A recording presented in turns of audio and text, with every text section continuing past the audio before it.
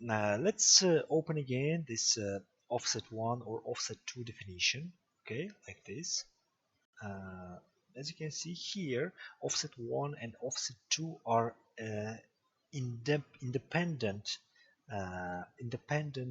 objects in my tree of specification. Okay, let's delete this both offset 1 and offset 2. Okay, and create once again a new offset.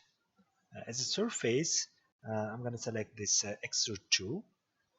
Okay, so I can now here click on use option repeat object after OK. Okay, so if I click on OK, I have this object repetition window.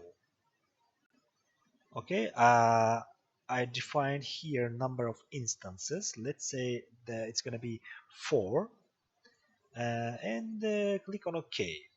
So after this first offset, I have created another 4 offsets using this extrude 2. So, and these are created in another geometrical set which is inside of the first geometrical set, as you can see here. And if I click open one of them, let's say offset 4, by clicking on this little plus on tree of specification, I have here information which is offset 40 millimeters and a formula uh, how it is created, how these 40 millimeters are created. This 40 millimeters is created using, let's say here, this 20 millimeters multiplied by 2. And then in the next one, in next case, in the case of offset 5, the 60 millimeters are calculated using this 20 millimeters multiplied by 3, and so on. Let's double click on this formula. As you can see here, this one, this geometrical set 1, offset 3, and offset, which is this 20 millimeters multiplied by 2. And the next one multiplied by 3, and so on. Okay, so like this you can create a lot of offsets using only one command. So why these offsets are created like this? Let's look at my workspace from front. Okay, okay, not from front, but from the left side. Okay, something like this. So 1, 2, 3, 4, 5, 6 surfaces. Since I'm looking looking at my workspace from the left side, I can see only lines, only projections. So, and if I try to create a line from this point between this point and these points, like this, okay, I can see that the angle between this created red line and any other surfaces are 90 degrees. That's why these surfaces are created like this. So step by step they are bigger and bigger on the top side, and step by step they are smaller and smaller on bottom side, like this. So let's delete all this geometrical set and offset, okay, and switch into another tool, which is let's say maybe this one, rough offset. I'm not gonna show you this variable offset. It's not so important tool. If you are interested, you can just open topics on generative shape design, or you can find any information on YouTube. Okay, let's look at rough offset. What is this? Okay, for rough offset, I also need to select surface. So as a surface, I'm gonna select once again extrude 2. Let's say it's gonna be this one, and I should define an offset distance. Let's say it's gonna be once again 20 millimeters, and other than these two, I should also uh, define a deviation. Okay, uh, let's click on preview and look what has happened. I'm gonna just look at this. Look at my workspace from front like this, and I don't see any serious serious um, uh, uh, any serious difference between this rough offset and offset, other than just here a little angle like this. Okay, if I actually this is not an angle, this is the distance of 1 millimeter here. Okay, if I change deviation from 1 into 5 millimeters, let's say, and click on preview, see what happens.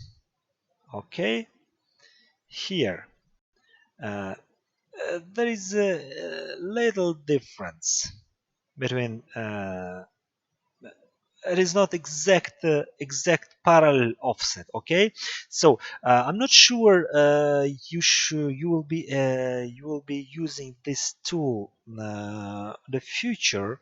Maybe it's useful on some cases, but I think it's not so important. I just click on OK and delete this offset 8. Okay, and let's look at uh, this fill tool, this one multi-section surface, and this one which is called blend. Uh, this tool, which is called sweep, is really complicated tool. It has 21 in total options of creating surfaces. So we'll be back to this sweep after looking at this fill, multi-section surface, and blend. Okay, so what is fill? So let's just delete this extrude 2. Okay, okay, so let's assume I have this curve, only this curve, and I'm gonna create another line between this point and this point. Okay, and click on OK. So I have here one curve and another line which are together can be a closed contour. Okay, I click on fill, and in this list I should add lines or curves. Okay, as a first curve I'm gonna select this sketch 4, which is this one, and as a second object I'm gonna select this line. Okay, and here, as you can see, there is an information closed contour. So here on this list I have first curve is sketch 4, the second curve is line 1. Okay, so if I just click on preview, I can see created surface between these two inside of this closed contour. Okay, it is some kind of uh, so to use this fill, you should create uh, exactly closed contour. So this listed curves should create a closed contour between each other. Okay, I can I can show you another, let's say another example. Just click on cancel here and delete this line 1 and delete this sketch 4. Now I'm gonna create uh, two sketches. The first sketch will be created on XY plane, and it is something like this, okay? And another sketch will be created on YZ plane, and it will be something like maybe this, okay? So, and between these two, I create another two lines. I mean, between the ends of these sketches. Okay, I just click on line, and as a line type, I select point to point. Okay, as a point first of first line, I select the first point of sketch 5. I mean, first sketch, and this point, and click on OK. The first line is created, and I'm gonna create another line, okay, between these 2 points, okay, and click on OK. If I rotate my workspace, it is not I can see that it is not a plane. It is a little weird, a little strange uh, uh, frame. So between these 4 lines, which are in total uh, creates a closed contour, I can create a surface. I click on fill, and step by step, I'm gonna select these lines. Okay, this line, this line. As you can see, there is an information that uh, which is open end gap and something like that, and it is colored as red, which means that this contour is not closed yet. Uh, this contour, which is created using 2 lines, which is sketch 6 and line 2 in my case, cannot create closed contour. I continue selecting lines, this line and also this line. And now here I have an information, uh, closed contour, okay, and I can just click on OK, like this. So between these 4, inside of these 4, I have created a surface which is something like this. It's really weird, okay? So this is about fill, and let's delete this fill 1, okay? I click on fill 1 on my trial specification and just push delete button on my keyboard, okay? And I also delete this line 2 and line 3, okay? And I'm gonna use this tool, which is multi-section surface. So I click multi-section surface, and here I should select a list of curves or lines. As a first line, I'm going to select this sketch 5, and as a second, I should select. I'm going to select this sketch 6. This is the important point I should select.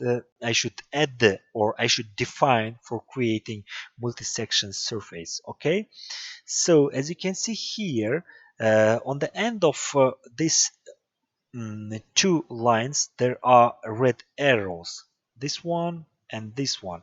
That means uh, this line is started from this point and ends here, and another one, this one, starts from this point and ends here. If I click on the preview, see, I have I have created exactly that surface I have created using this fill. So what this what these arrows mean? If I just click on this one of this arrow, okay, uh, the direction of arrow is changed, and now this point, that means this point should be will be joined with this point, and this one will be joined with this one. Okay, and let's look at this by clicking on preview. Okay, see, and this is really interesting surface, isn't it?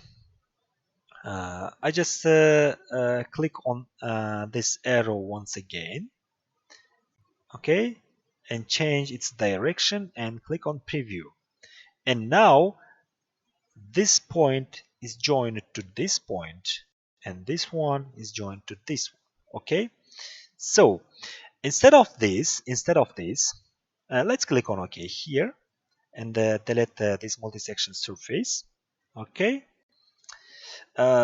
instead of this, I can create uh,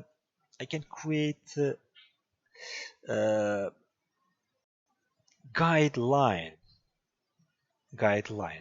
Let's say, okay, I'm gonna create here a plane. So let's say a plane using maybe, can I create a plane using 2 points? No, I can't. Okay, maybe I can create a spline. Okay, I'm gonna create a spline using first of all this point. Okay, and this point. So I also want to create another point somewhere here. So I just click on cancel, click on point here, okay, and create a point using coordinates. Something like maybe by x the coordinates will be, let's leave it as 0. By y it's gonna be, let's say, -50. Let's click on preview. Okay, I think that's enough. Or maybe by z it's gonna be -20 maybe. No, 20 maybe. Okay, something like this. And I'm gonna create a spline using this 3 point. First point, second point, and third point. Something like this, and click on OK. So I click on multi-section surface. Okay, select these 2 lines, and here on the bottom list as a guide, I'm gonna select this one, this spline. I left click on this guide list, okay, and select here spline 1 on 3O specification or on my workspace, doesn't matter. Okay, and click on preview. See what kind of surface I have created. And if I change the directions of one of these arrows, and let's look what is happened. It is impossible to create to create a surface using this option because in this case uh, this point cannot be joined to this point because this point is already joined to this point using guideline, which is in my case spline 1. Okay, so that's why I change the direction of this arrow once again to the right one and click on OK. So this is about a multi-section surface. Multi-section surface tool is also a bit complicated. So I can select here, I can define here sections as a lines, guides here, and also can select supports here. It is a bit complicated. I'm not gonna show all these things you right now. If you want, we can back to this multi-section surface definition again, maybe later, but not this time. Okay, just click on cancel and delete this multi-section surface. Okay, and then click OK. So I think I also delete this plane 1, point 3, and these two sketches, something like this. So to show you next tool, which is called blend, I'm gonna create two sketches. Once again, two sketches. The first sketch will be created on ZX plane. Yet let's say, or let's switch right position like this. So the first one will be created on ZX plane. I click on sketch and select ZX plane, and my line will be somewhere here like this, horizontal line with a length of maybe 100. Okay, I exit sketch workbench, and another line, uh, another sketch will be created on XY plane, and it will be something like this, the horizontal line with a length of once again 100, just like this. I exit the sketch workbench and I create two extrudes using these two sketches. Okay, so first extrude using first profile, which is in my case sketch 7. Okay, and let's limit one will be 0. Okay, something like this, and click on OK. So extrude 2 will be created using this sketch, next sketch, which is sketch 8, and I want to change its direction into Y. Okay, so I right click on default sketch normal next to direction and select here Y component. Okay, I want this surface created on another side, so that's why I click on reverse direction like this and click on OK.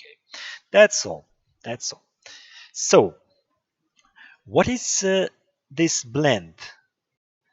Okay, here on blend definition, as you can see, I should select first curve, first support, then second curve and second support. Okay, so as a first curve, I select this sketch 7, and as a first support, I select this extrude 3.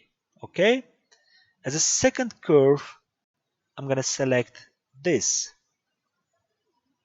sketch 8.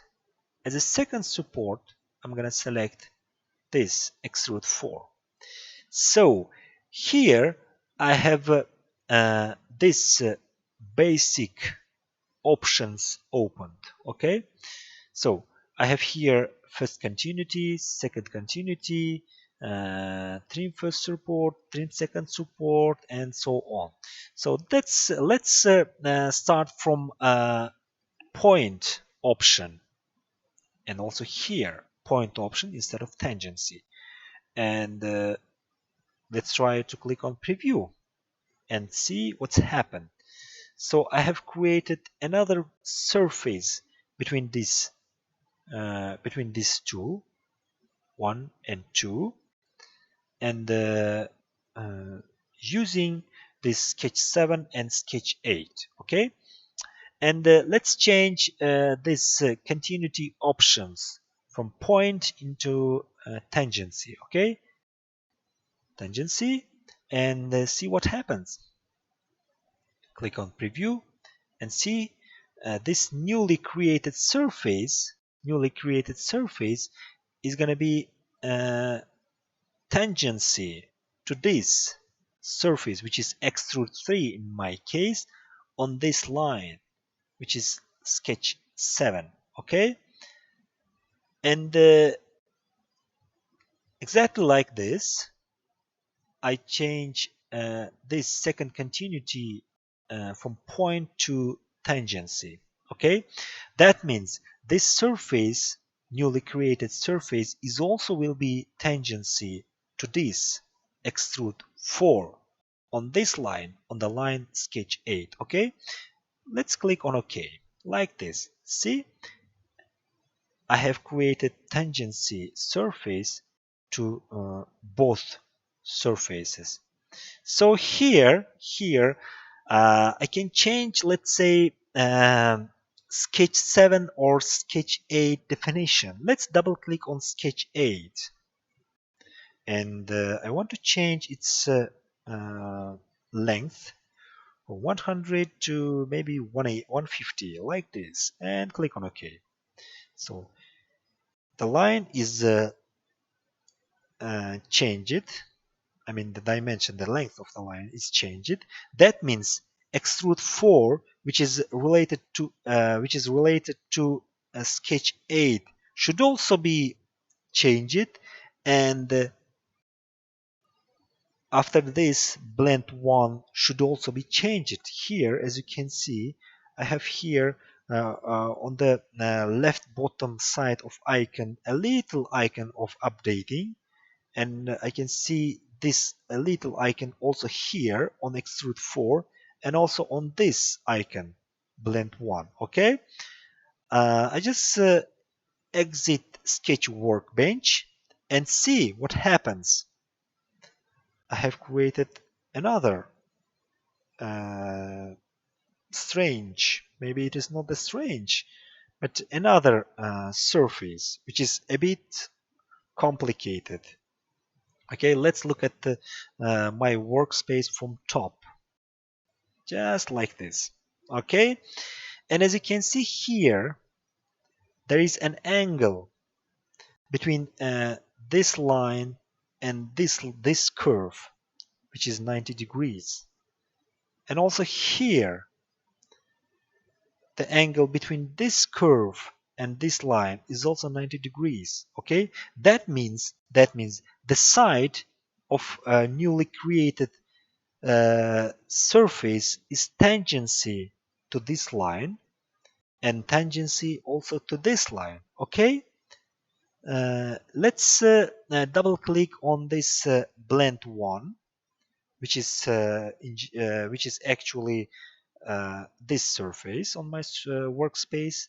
Okay, and try to change this continuity from tangency to point like this, and uh, click on preview. Okay, and click on OK, and let's look at my workspace from top. And now this side of newly created surface is not uh, tangency to this line. Okay, that means this angle is not 90 degrees. Okay, so this point this point is also about the side line of surface. Okay, I just click on OK. This is, I think, enough about blend. Okay, Uh, we have left only a sweep, which is really the most complicated tool of creating surfaces. As I said before, there are 21 options of creating sweep. Okay, let's delete all these blend, extrudes, and sketches like this, and try to open a sweep definition. If I open sweep, I have here an options of creating sweeps by profile type. Okay, there are two versions. The first one is explicit, the second one is line, the third one is a circle, and the third one is a conic. So this option defines a profile type, and each option has uh, different options of creating this type of surfaces. Let's say explicit profile type has here subtypes which are 1, 2, 3 with reference surface, with two guide curves, and with pulling direction. The next one uh, in profile type is line uh, case.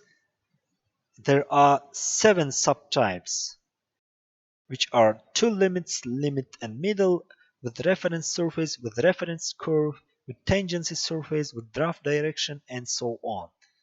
There is another profile type, which is circle. There are also 7 options of creating sweep here, and at least if our profile type is conic, in this case there are also 4 options of creating sweep. So we are not gonna look at all of them. We just look at some of them and try to understand how this sweep surface definition work. Okay, so let's look at the first one. As you can see here, I select the first one, explicit as profile type, and as a subtype, I selected with reference surface. Okay, here, here, as you can see, you can see how it will be created, how this surface, I mean this sweep surface will be created. It is not maybe so understandable, but after some training you will be able to understand this. If I change this subtype, let's say this image is also changed. Okay, I just click on cancel. I just click on cancel and start to create a base for this sweep. Okay, first of all, I think I need a circle or maybe an arc. I'm not gonna use a sketch for this time. Okay, I can use sketch, but it's not so crucial. Okay, uh, instead I just use this circle, and as a center, so I'm gonna create a circle using center and radius. As a center, I select most probably 0 point, the origin.